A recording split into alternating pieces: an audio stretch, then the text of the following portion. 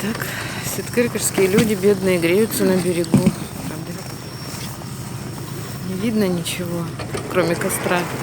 Это видео облетело весь интернет. В 21 веке практически в черте города люди отогреваются зимой у костра.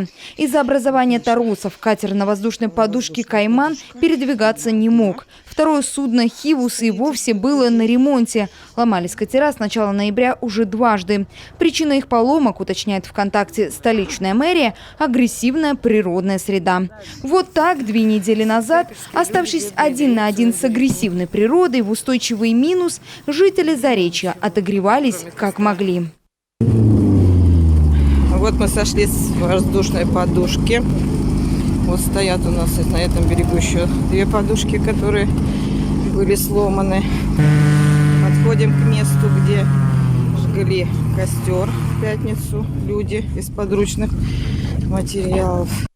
Видео заинтересовало Следственный комитет России. Александр Бастрыкин поручил доложить о ходе проверки по информации о нарушении прав жителей Сыктывкара Республиканский следственный комитет. На перебой с переправой жители поселка жалуются весь период межсезонья. То есть сбои в расписании, то катера совсем не ходят. Жители поселка, рискуя жизнью, стали переходить реку несанкционированно. На улице установилась устойчивая морозная погода. К середине недели столбики термометра опустятся еще ниже. Лед надежно скует реки.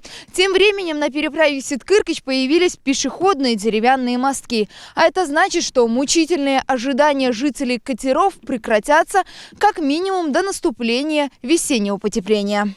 Пешеходная ледовая переправа открыта. На сегодняшний день толщина льда минимум 13 сантиметров. Но жители поселка боятся повторения прошлогодней истории, когда эти мостки буквально превратились в сугробы. Первое время пока мостик нормальный. А так дальше, как зимой будет, будут чистить или нет. Может, опять, как в прошлом году, нога об ногу будем ходить.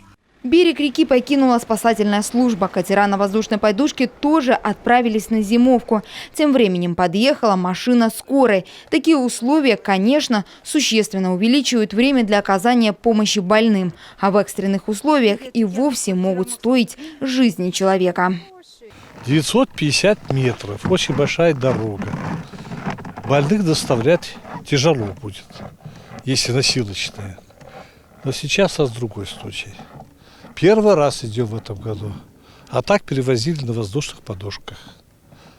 Сейчас возьмем больного и будем возвращаться обратно. Багры должны быть, веревки, наверное, какие-то должны быть, круг должен быть спасательный. Еще требует доработки.